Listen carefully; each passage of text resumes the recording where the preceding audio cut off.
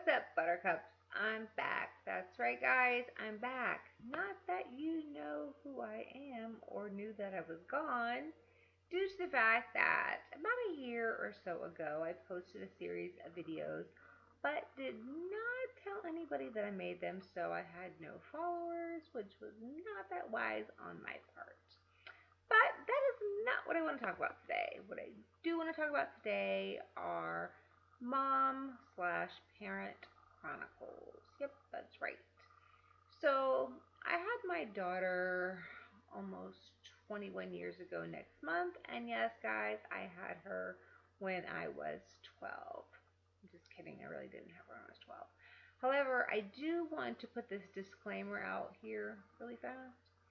Um, I do look like a Chipette right now, like Eleanor from the Chipettes, or I'm storing acorns for the winter due to the fact that I did have 5 surgeries in a year and they pumped me full of steroids, and so it looks like I have little acorns stuck in my cheeks, and I look like a little puffer fish, and I cannot wait for these steroids to come out of my system so I can go back to my normal stuff. So there you go. There's my disclaimer for today. And for some reason, my eyebrows are uber wonky. I know they're supposed to be sisters, not twins, but mine, ironically, look like they're not related. So I don't know what's going on today. But that's not what I want to talk about. So, almost 21 years ago, I had my daughter. And I read all the books I was supposed to read before I had her.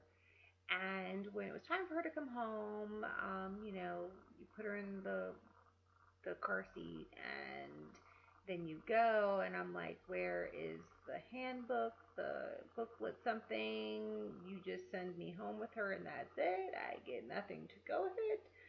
And nope, that's it. You just go. So she was born on Thanksgiving, and 2 days after being home, um, it was cold, and of course the heat was on, and I had her swaddled up tightly, just like they showed me in the hospital. And I noticed she was pouring in sweat, and I knew she had this raging fever and was freaking out. Called the emergency room, and they asked me what the temperature was in the house, and then they told me, and then I told them exactly what she was wearing and how she was swaddled, and basically they told me that she was hot and I needed to unswaddle her. So that was the start of her life, and it did not dawn on me that she would possibly be hot. um it's funny because when you have a baby, you read all the books, but certain things are not common sense.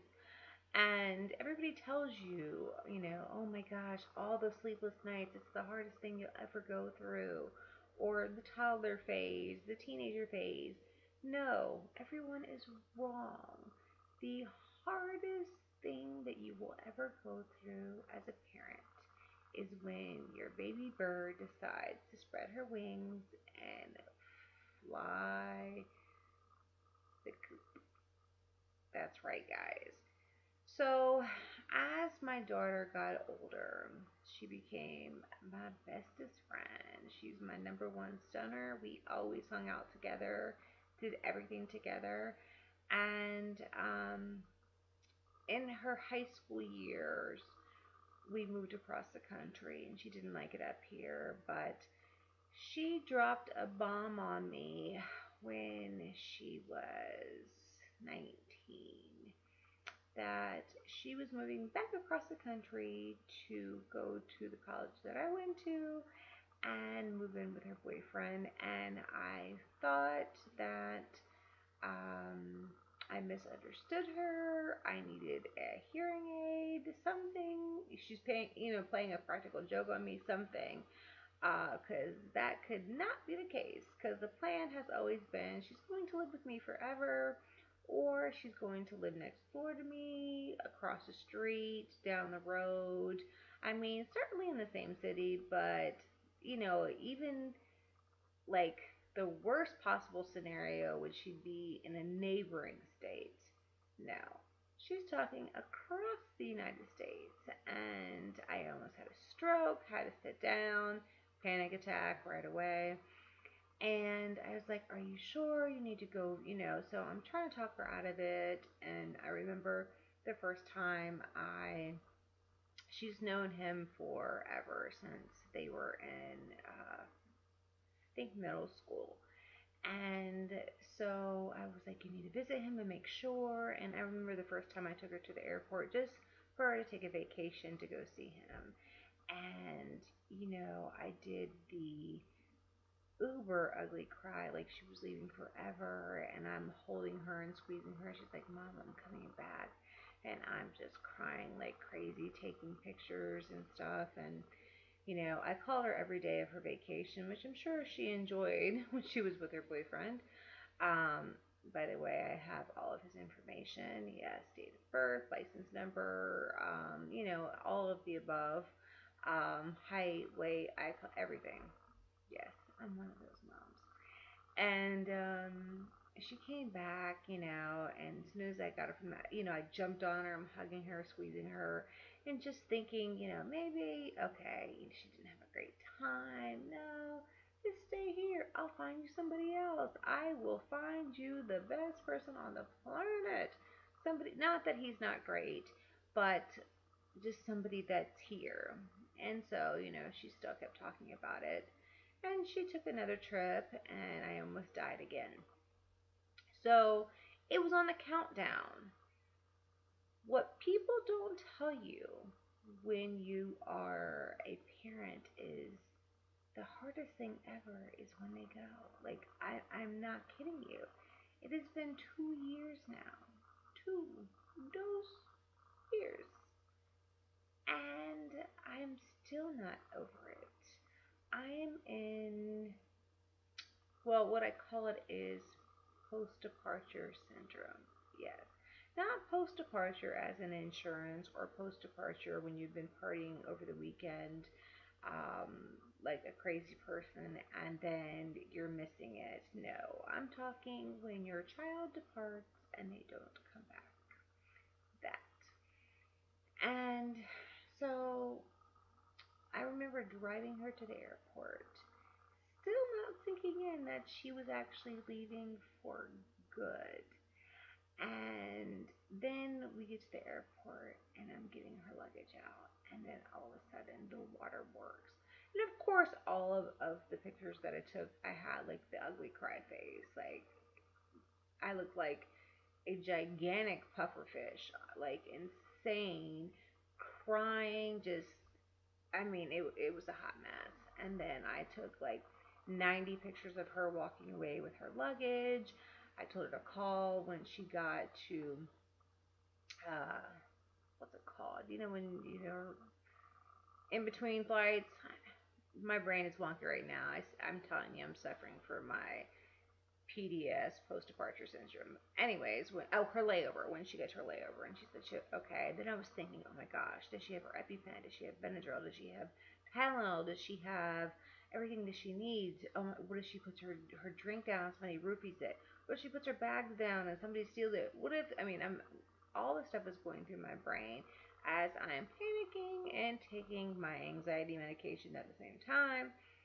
She calls me when she lands at her layover, and we talk, and I start crying again, and then she starts crying, going back and forth. And then she's like, "Okay, Mom, I have to go. I have to get on the plane. Okay, call me when you land. Call me when you land." She calls me. So it has been 2 years now, and yeah, I'm still not over it. I don't know how parents do it when they're like, "Oh, yes, my child is moving away. They're going off to college, yada, yada, yada." And they're like, "Oh, emptiness syndrome. Maybe I'll go get a dog." I'm like, "No, I want to go get my baby back." I, this is killing me. I do not know how you guys do it.